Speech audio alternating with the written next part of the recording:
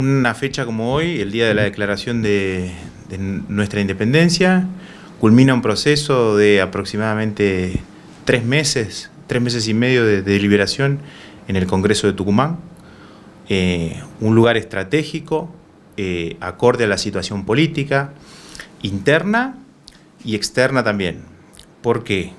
Bueno, recordemos que nosotros ya, iniciada la Revolución en 1810, la Revolución de Mayo no significó inmediatamente ni la constitución de un nuevo país, ni la nacionalidad. La declaración de la independencia tampoco, pero fue un paso trascendental que tiene que ver con poder tener un país con una constitución propia, con poder tener autoridad para denominar autoridades propias, y un proceso extenso. Siempre hay que separar lo que es acontecimientos de procesos. El 9 de julio, de alguna manera, es el desenlace de lo que fue después de Mayo. Avanzó Buenos Aires, de alguna manera, con concentración económica, con concentración de poder, y bueno, eso se ve reflejado en la intencionalidad de las distintas provincias. Para entender este proceso es importante que entendamos que nosotros, de la herencia colonial, tenemos ciudades con potencial autogobierno, es decir, fueron las ciudades las que se tuvieron que poner de acuerdo, las provincias. No fue un proceso el nuestro en donde desde arriba hacia abajo, sino que distintos territorios con distintos intereses, con distintos recursos, tuvieron que ponerse de acuerdo en un mismo horizonte, cuestión que no va a suceder así,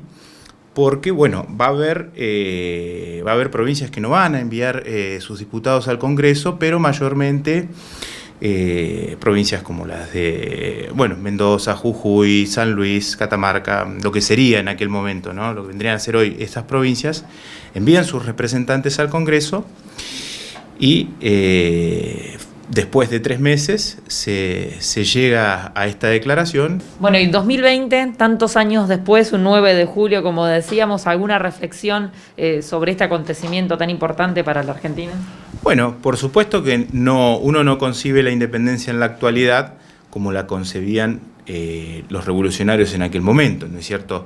Hoy hay otros escenarios, otros desafíos distintos, a pesar de que muchas problemáticas están ligadas a lo que significa ser un país independiente.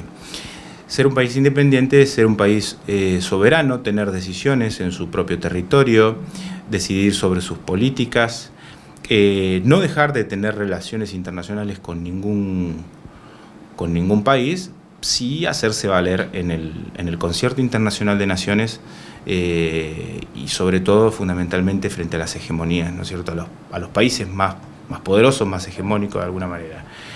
En un contexto como el de hoy, por supuesto que hablar de soberanía nos lleva a hablar también de soberanía sanitaria, soberanía alimentaria. Son deudas y materias pendientes en donde, bueno, muchos sectores, por ahí lo que se puede rescatar de esta fecha fue los congresales, los diputados, tuvieron la grandeza de ceder parte de los intereses que representaban sus geografías, sus provincias, sus economías, en un inicio que puede hacerse un balance o no después, pero me parece que nos deja esto, haber cedido para pensar en algo más grande.